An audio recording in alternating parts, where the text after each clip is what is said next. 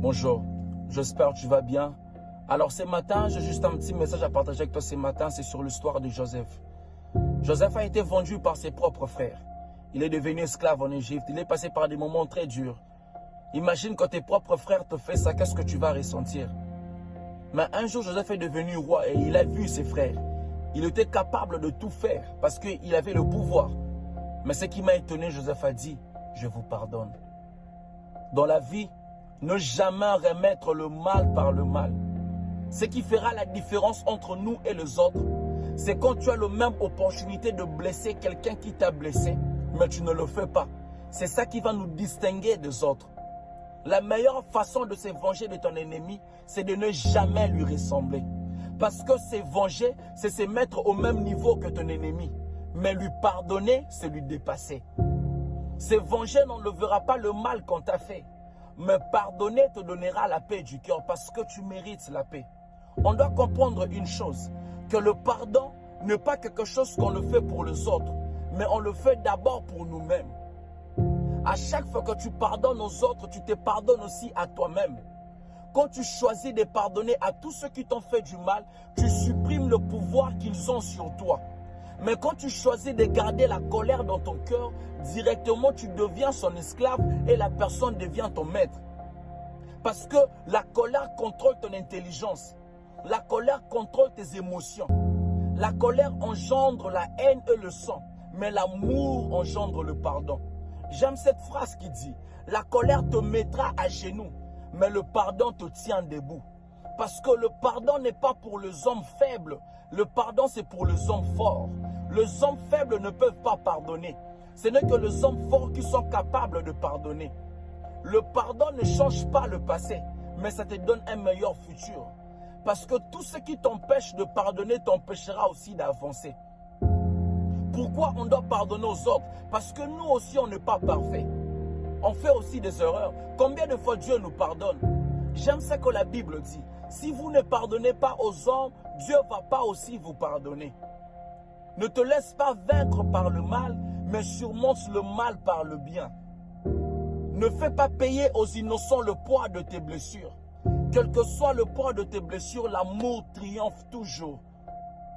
Ne deviens pas méchant à cause de ce monde.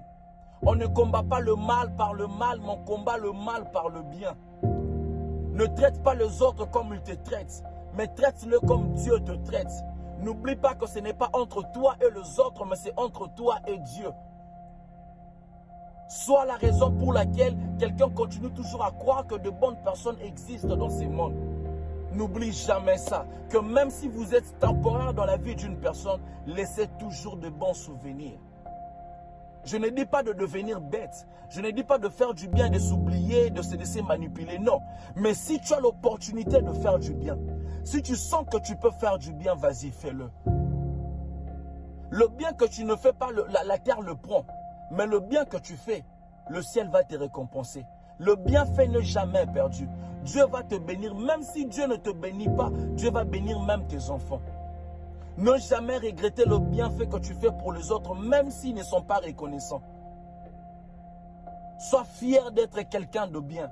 Montrer l'amour n'est pas une faiblesse. La vraie faiblesse est de ne pas savoir aimer. Je sais que nous sommes en train de vivre dans un monde très compliqué.